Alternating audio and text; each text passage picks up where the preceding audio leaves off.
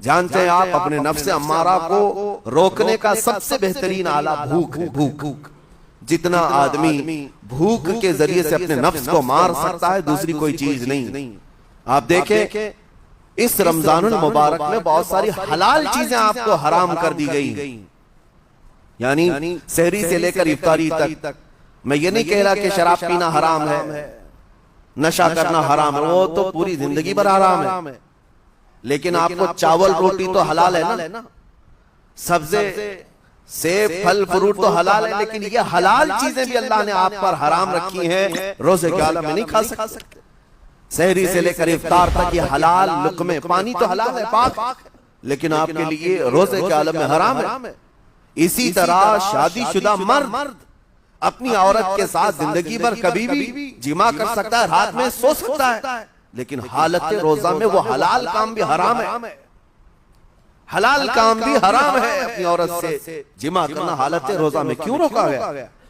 کھانا پینا بھی حلال تھا، عورتوں کے ساتھ شباشی بھی حلال تھی، لیکن روزے کے عالم میں ان حلال چیزوں کو روکا گیا۔ تو آپ سوچ سکتے ہیں اس چیز کو، سوچ سکتے وجہ یہ ہے کہ حلال چیزوں سے آپ کو روک کر بڑے حرام چیزوں سے بچانا مقصود ہے۔ آج اگر اپنے آپ میں اتنا کنٹرول کر لے جاؤ کہ چند حلال چیزوں سے دن بھر بچ سکتے ہو، انشاءاللہ رمضان کے بعد بڑی حرام چیزوں سے بھی اللہ آپ کو محفوظ رکھے گا۔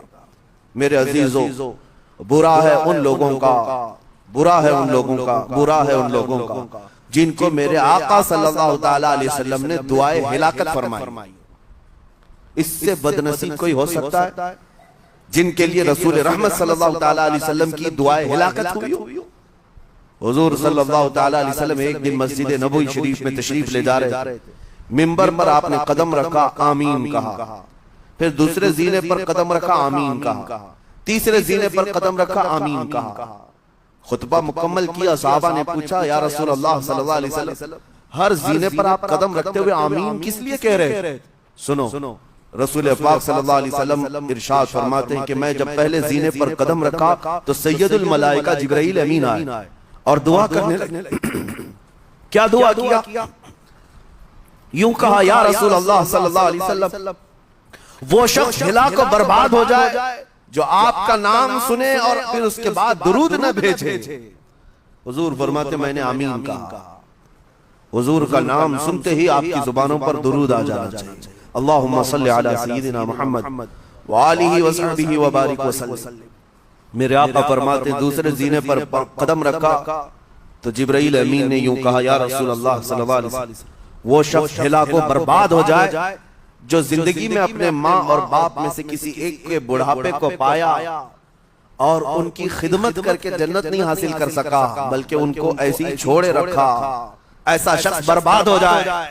حضور فرماتے میں نے آمین کہا، پھر جبرائیل امین نے کہا تیسرے زینے پر قدم رکھتے ہی میرے آقا فرماتے ہیں جبرائیل نے یوں دعا کی کہ اے اللہ کے رسول وہ شخص ہلاک و برباد ہو جائے جو رمضان کا مہینہ پایا لیکن اس کا ادب نہیں کر سکا، اس کا احترام نہیں کر سکا۔ حضور فرماتے میں نے اس پر بھی آمین کہا جس کی ہلاکت کے لیے جبرائیل امین دعا کر رہے ہوں اور اس دعا پر سید الانبیاء آمین کہہ رہے ہوں، ایسے شخص کی بربادی کا کیا انجام ہو سکتا ہے؟ وہ کتنا بد نصیب ہوگا۔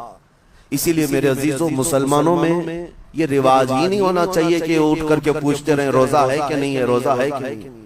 مسلمان ہے تو روزہ ہے، اور یہ کوئی آپشنلی عبادت نہیں ہے کہ 4 رکھ لیا 2 نہیں رکھا، آپشنلی نہیں، یہ فرض عین ہے۔ ایک روزے کو چھوڑنے کا گناہ فرمایا گیا 600 سال تک اسے دوزخ میں رکھا جائے گا، 600 سال تک۔ یہ معمولی چیز نہیں ہے، اور جن کے پچھلے روزے قضا ہو چکے ہیں معاف نہیں ہوں گے، تھپڑ مار لیں گال پہ، توبہ توبہ کر لیں، معاف نہیں ہوں گے۔ توبہ تو کرنے کے ساتھ ساتھ قضا بھی کرنا ہوگا، جب موقع ملے سال بھر میں اپنے چھوٹے ہوئے روزوں کو واپس کرنا ہے۔ اس کی اہمیت میں آپ کو بتا دوں، ایک روزہ اگر جان بوجھ کر کے کسی نے توڑا یا چھوڑا تو جانتے ہیں اس کا کفارہ کیا ہے؟ اس کا کفارہ یہ ہے کہ اس کے بدلے میں دوسرے دنوں میں 60 روزے کنٹینیو رکھے۔ رمضان کا ایک روزہ پورا کرنے کے لیے 60 روزے رکھنے پڑ جائیں گے۔ ہاں اگر کسی عذر کی وجہ سے، کسی تکلیف کی وجہ سے چھوڑا تھا، بیمار تھا یا سفر میں تھا یا تکلیف کی شدت تھی، اس وجہ سے روزہ چھوڑا تھا، تو اس کے بدلے میں ایک روزے کی قضا ایک ہی روزہ ہوگی۔ لیکن بغیر کسی عذر کے، شہوت کی وجہ